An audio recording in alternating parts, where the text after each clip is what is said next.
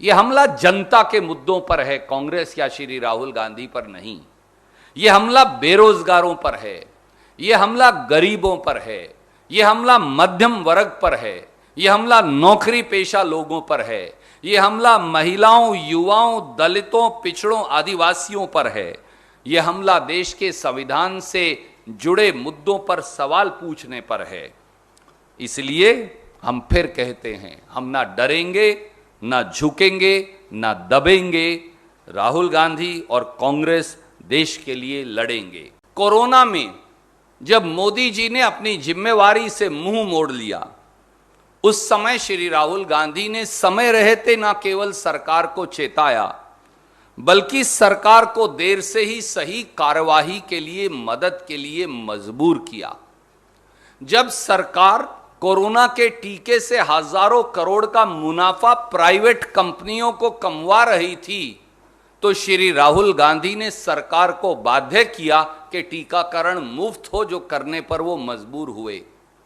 जब लाखों मजदूर हजारों किलोमीटर पैदल चलकर अपने घर जाने को मजबूर थे, तो सरकार को कटघरे में खड़ा करने वाली आवाज का नाम श्री राहुल गांधी है। इसलिए श्री राहुल गांधी से परेशानी है।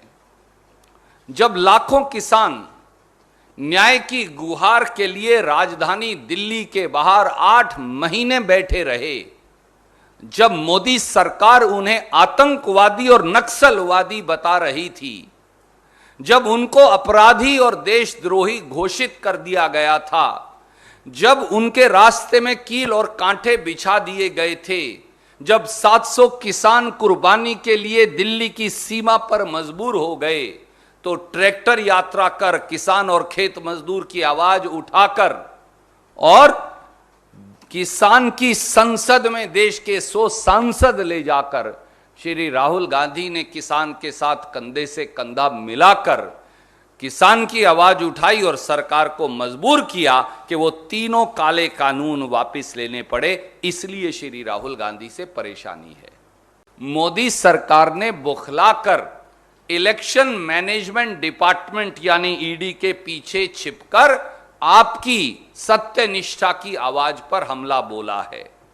यह हमला विपक्ष की उस निर्भीक आवाज पर है जो जनता के सवालों को दृढ़ता से सरकार के समक्ष रखते हैं और सरकार से जवाबदेही मांगते हैं, जो जनता के मुद्दों को भयमुक्त तरीके से निडरता से उठाते हैं।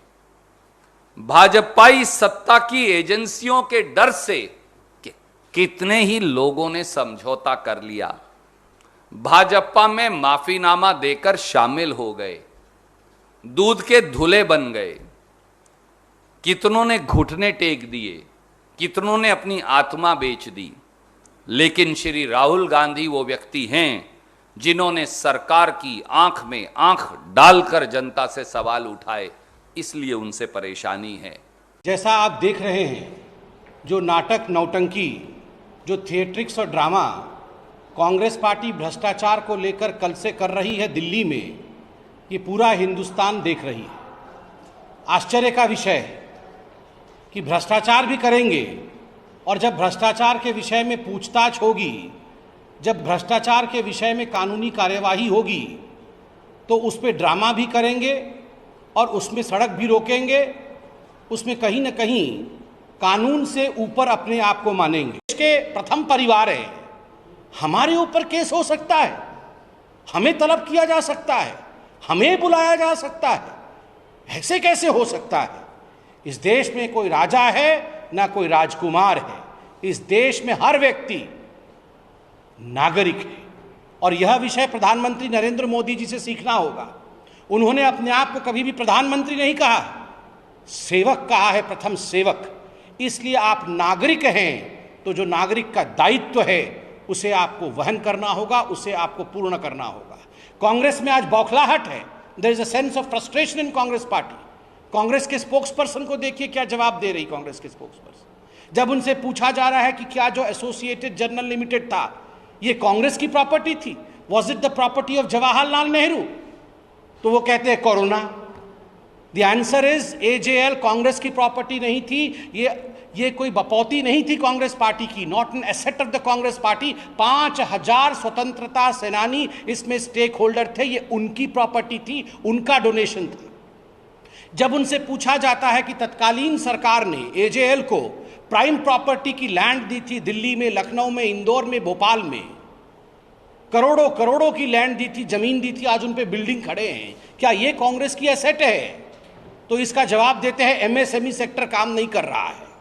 इसका जवाब है कि ये इनकी बपौती नहीं है, ये आप और हम जो टैक्स पेयर हैं उनके खून और पसीने की कमाई, गाढ़ी कमाई का ये एसेट है, जो कि कांग्रेस पार्टी के दो लोगों ने, सोनिया गांधी अक्यूज नंबर 1 और राहुल गांधी अक्यूज नंबर 2 ने गलत तरीके से यंग इंडिया में 76% के स्टेक होल्डर के रूप में हथिया लिया है। जब इनसे पूछा जाता है कि 1057 जो शेयर होल्डर थे एजेएल के 2008 के समय, जब एजेएल बंद हुई थी प्रकाशन करने से, क्या ये 1000 से अधिक शेयर होल्डर को बुला करके आपने मीटिंग की थी? क्या आपने उनकी सहमति ली थी? ये 99%